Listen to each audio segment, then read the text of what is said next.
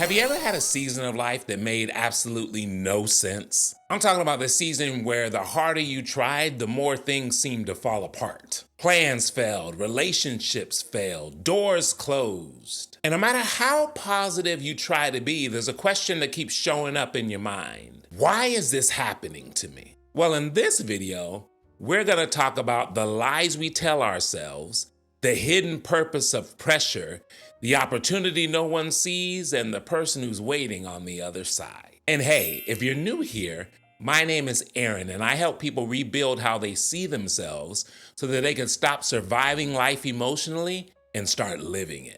So if that sounds good to you, hit that subscribe button. You're in the right place. Maybe you're there right now. Maybe you're watching this while carrying a burden that nobody can see. Maybe you're exhausted from trying to stay hopeful. Maybe you're frustrated because life isn't unfolding the way that you thought it would. You had a vision of where you'd be right now, a timeline, you had expectations, and somehow reality decided not to cooperate. And what we find is the hardest part isn't necessarily the challenge itself. Sometimes the hardest part is trying to understand what the challenge means. Because when life hurts, we immediately look for explanations. I know I do. I want answers. I want clarity. I want certainty. I want to know that what I'm going through matters, that this isn't pointless and this isn't wasted. And that's why a quote has stayed with me for years. The quote says, "In life, you will always be faced with a series of God-ordained opportunities brilliantly disguised as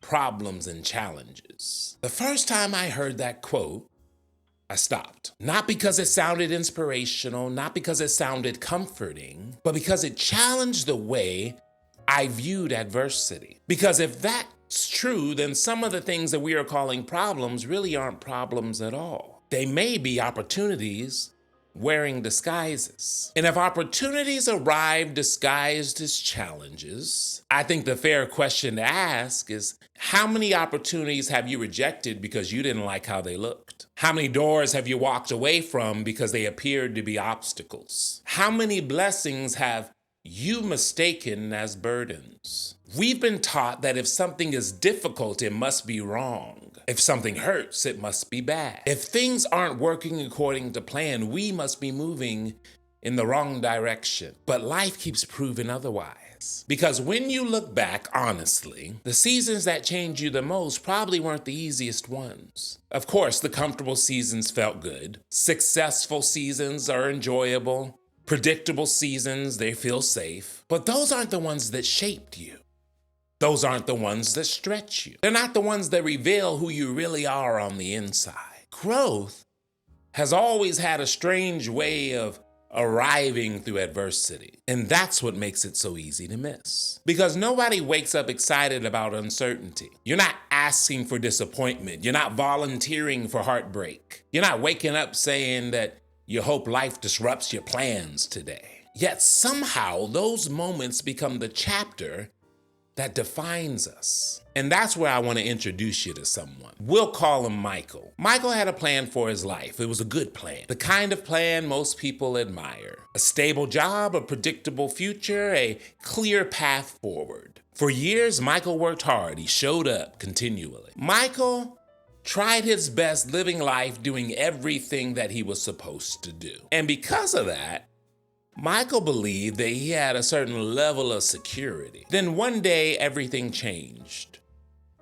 The company that he had dedicated his life to downsized. His position was eliminated. And with a single conversation, the future that Michael had been building vanished. At first, he couldn't believe it. In fact, he was angry. And then after anger came fear, and after fear came confusion. And if you were to ask him during those first few months of the change what was going on, he would say he felt like his life was falling apart. But was it? Or was something else happening? Because sometimes what feels like destruction is actually construction in reverse. Because you see, God didn't start at the beginning and then go to the ending. He started at the ending and then said, all right, now let's begin. And the pattern here is that life tends to remove things before it reveals things.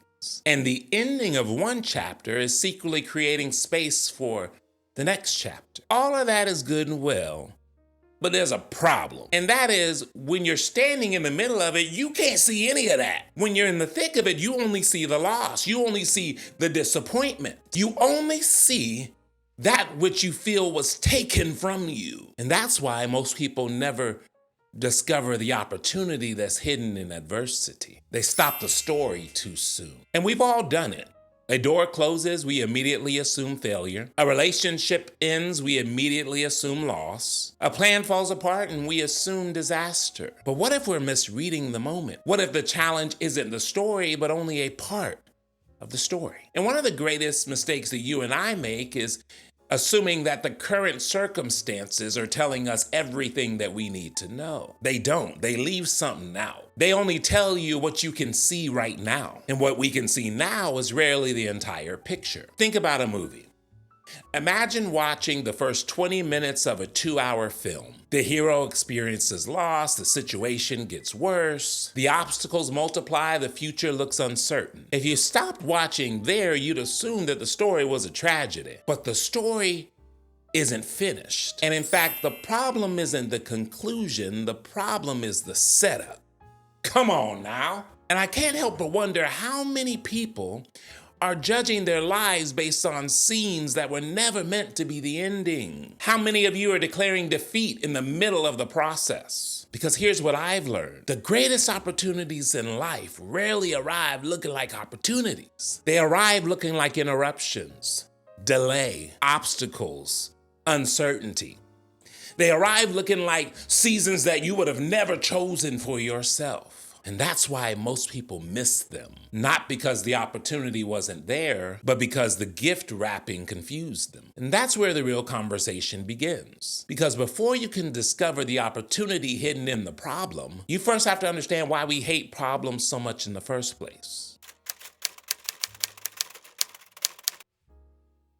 The reason most people miss opportunities hidden inside their problems isn't because the opportunity isn't there. It's because we've been taught to interpret adversity incorrectly. Somewhere along the way, many of us adopted a belief that sounds reasonable but is actually destructive. And the belief is, if I'm on the right path, things should get easier. Think about how often we unconsciously believe that. If the business is meant to succeed, it shouldn't be difficult. If this relationship is right, it shouldn't require so much effort. If the dream is meant for me, the path should be smoother. And the problem is, when our reality doesn't match those expectations, here comes doubt. And you're not doubting just the situation, you begin to doubt yourself. You begin to question every decision, every step, every goal, and every dream. Because we assume that resistance means that we're moving in the wrong direction. But what if resistance doesn't mean stop? What if resistance means growth? Because when you think about it, almost everything valuable in life came from resistance. Muscle grows through resistance. Character grows through resistance.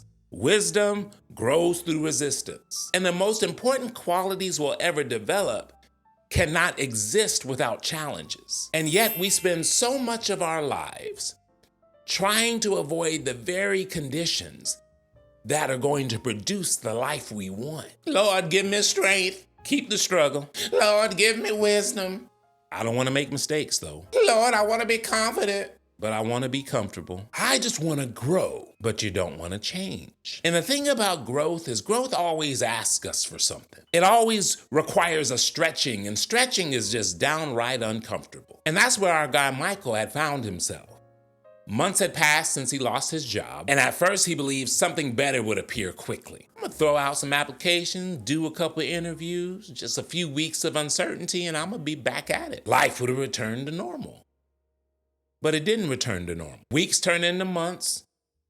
Savings got smaller and reached non-existent. Pressure got heavier. Questions became louder. And the hardest question was not, what am I going to do? The hardest question that he started asking himself is, what's wrong with me? Because that's what adversity often does. It doesn't just challenge your circumstances.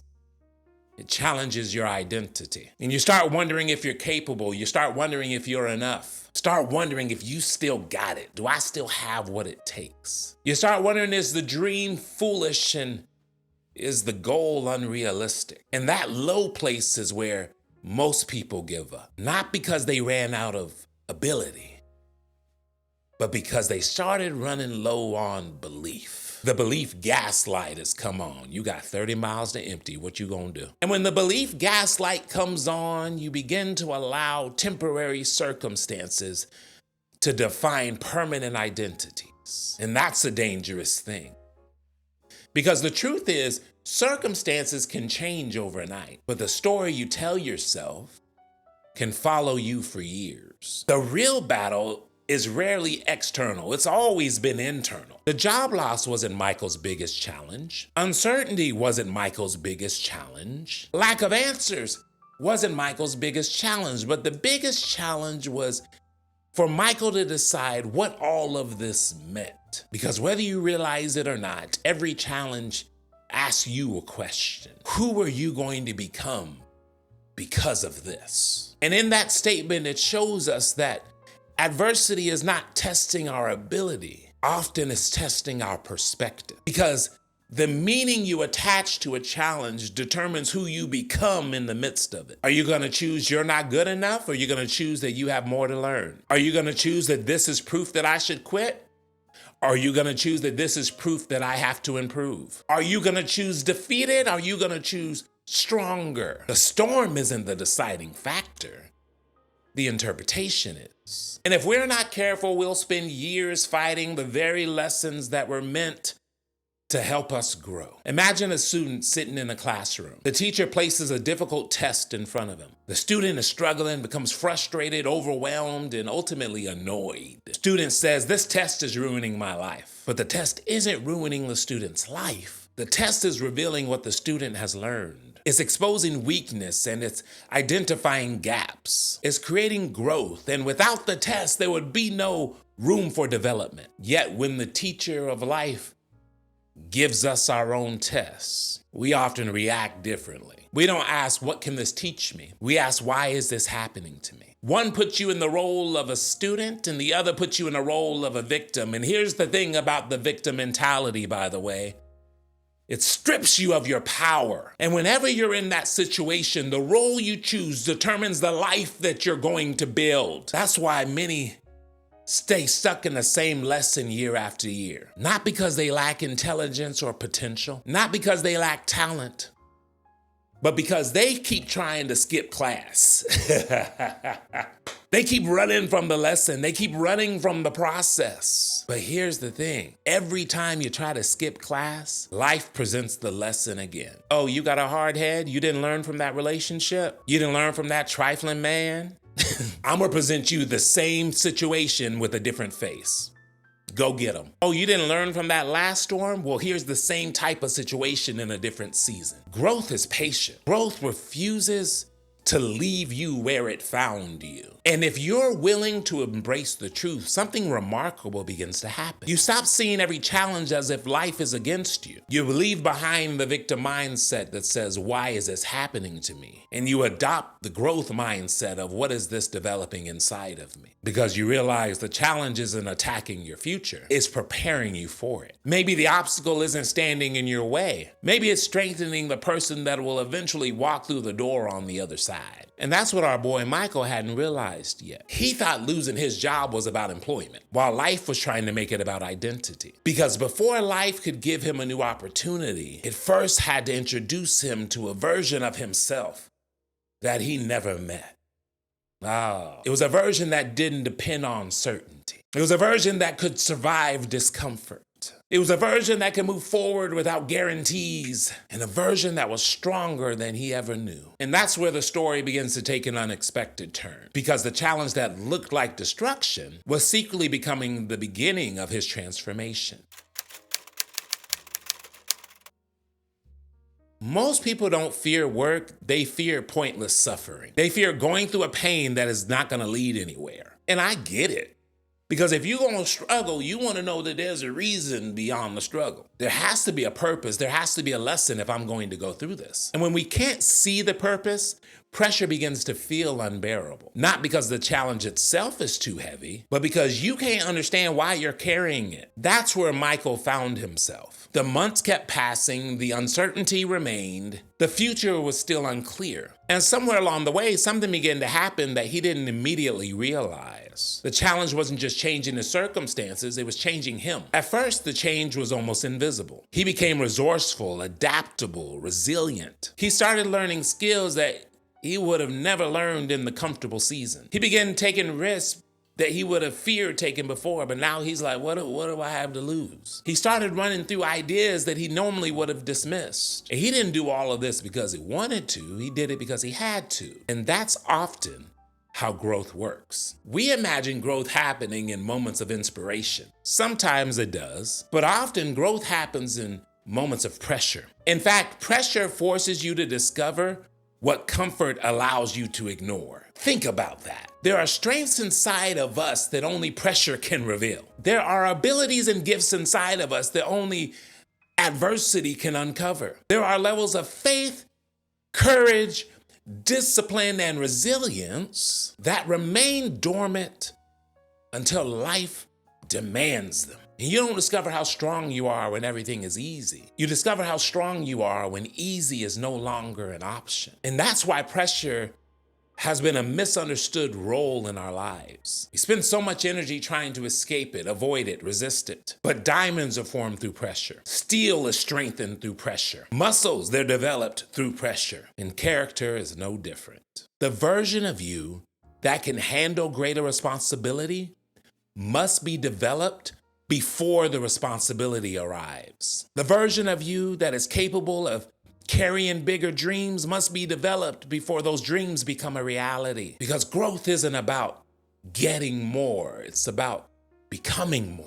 And becoming more always has a cost. And often we celebrate the finished product while forgetting the pressure that was required to create it. Imagine a sculptor standing before a massive block of marble. To everyone else, it's just a rock, heavy, ordinary, and unremarkable. But the sculptor sees something hidden inside, a masterpiece. And the problem is that the masterpiece cannot emerge without certain pieces being removed. It's going to require some chiseling, it's going to require some cutting. Now imagine the marble could speak. Every strike would probably feel destructive. Every cut would feel like a loss. Every piece removed would feel like damage. It's very likely that the marble will conclude that it's being ruined, when in reality, it's being revealed. And sometimes that's exactly what happens in our lives. The things we call losses may actually be removals. The things we call delay may actually be preparation. The things we call obstacles may actually be shaping tools. Not because every painful experience is good, not because every hardship is enjoyable, but because growth often requires removing things that can no longer remain.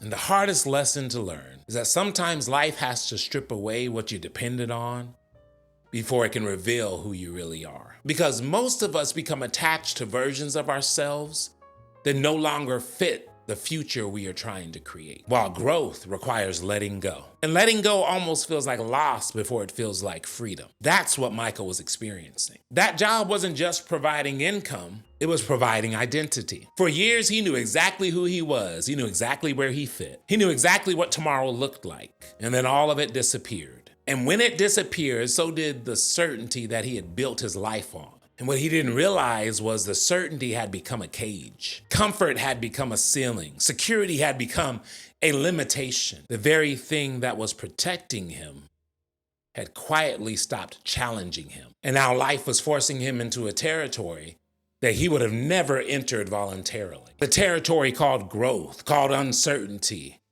The territory called becoming. Some of your greatest breakthroughs won't begin with success. They will begin with exposure. Maybe it'll expose fear, weakness, limiting beliefs. Maybe it'll expose the stories that you've been telling yourself. And the reason it's going to expose you is because you cannot transform what you're unwilling to confront. And there's nothing better than pressure to bring all that up to the surface. But it's not to destroy you, it's to develop you. And the problem here is the student doesn't see the future that the test is preparing him for. Neither did Michael.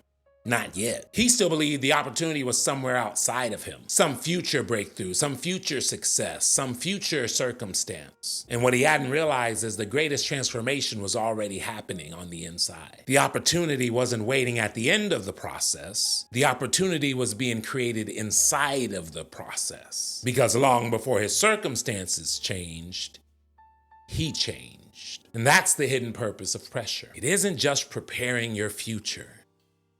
It's preparing you. And once you understand that, you stop asking how quickly can you escape the process. And you start asking, who is this process helping me become? At some point, something began changing inside of Michael. Not around him, inside him. The circumstances hadn't dramatically improved yet. The breakthrough hadn't arrived. The future wasn't suddenly clear. But he was no longer the same person who had lost his job earlier. And that's important because we often measure growth by what has changed around us. But life measures growth by what has changed within us. So Michael began noticing things. Situations that would have overwhelmed him no longer did. Conversations he once avoided became easier. Risks that once terrified him became manageable. Problems that would have ruined his week became challenges that he could navigate. Because all the while he was waiting for life to change his circumstances, life was changing his capacity. And capacity is one of the most overlooked opportunities that adversity brings. Most people want bigger opportunity, but they haven't become a bigger person yet. And that's not criticism, that's preparation. Because opportunities don't just require desire, they require capacity. Imagine handing a 10-year-old keys to a commercial airplane. The opportunity exists, but the capacity don't. He don't know what he's doing. And for many, the problem isn't access. The problem is readiness. And I would even go as far as to say, sometimes life delays opportunities because it's still developing the person that can handle the opportunity. God didn't say no, he put you on the path. And that realization changed everything for Michael, because then he stopped viewing his challenges as wasted time. He started seeing it as training. He stopped asking, when will this end? Started asking, what is this building? The opportunity wasn't just waiting in the future. The opportunity was actually happening through every day, every struggle, and every lesson. And Michael began to realize that the challenge wasn't interrupting his growth. The challenge was his growth. And if that statement is true, then maybe the opportunity that's hidden inside adversity isn't something you'll discover later. Maybe it's something that's already happening right now. Because eventually Michael discovered something that completely rewrote the story. It was something that transformed the meaning of everything that he had been through. For most of his life, Michael believed opportunities were external. A promotion, a breakthrough, a business, a relationship, a door opening, a dream becoming a reality. And to be fair, that's how most of us think. We spend years chasing opportunities because we believe that they are things. But one day Michael realized something. The job wasn't the opportunity. The business wasn't the opportunity. The success wasn't the opportunity. The opportunity was who he became pursuing them. And if Michael never lost his job, he would have kept his security, yes. But he might have never discovered his courage. If life had stayed comfortable, he would have kept his certainty, but he might have never developed his faith. If everything had gone according to plan, he would have achieved his goals, but he might have never become the person capable of carrying bigger ones. This means the challenge was creating the opportunity. And in fact, the challenges developed in Michael the qualities that he would use for everything else in his life that he would build. And if you've made it this far in the video, I have a little secret for you. I am Michael. I didn't make this up. This is my story of the last 3 years. And I created this video to let somebody know that your greatest opportunities are not going to be on your resume. In fact, no one will applaud them. No one's going to celebrate them. Many won't even notice, but they will matter more than anything else. The day you learn patience, the day you learn to stop quitting, the day you discover courage, and the day you develop faith, the day you learn to keep moving without guarantees, the day you realize your circumstances do not determine your identity. Those are life-changing opportunities because they change the person experiencing life. And when the person changes, everything else changes too. Which brings us to our final realization.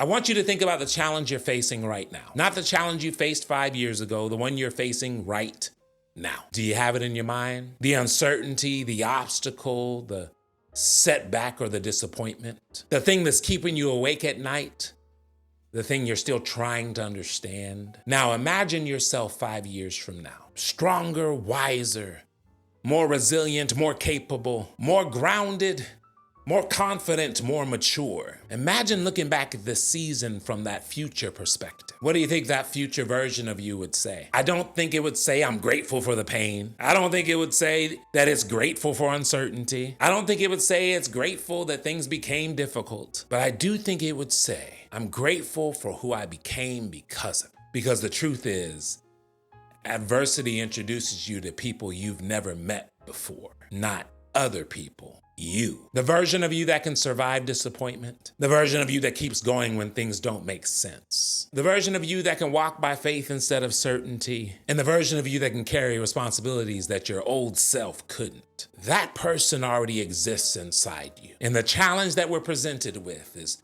drawing them out. That's why opportunities arrive disguised as problems and challenges. Because if they arrive looking attractive, everybody would take them. But opportunities that transform people require courage, perseverance, growth, and faith. And those qualities can only be developed in environments that demand them. So maybe the thing you're fighting isn't standing between you and your future. Maybe it's introducing you to it. The opportunity wasn't waiting on the other side of the problem. The opportunity was being created inside the problem. The opportunity wasn't hidden inside the challenge. You were. And when you understand that, you stop seeing the problem as an interruption and start seeing it as an invitation. Always remember that growth is a journey. It's not a destination. I'm in it with you. And I will see you on the next one.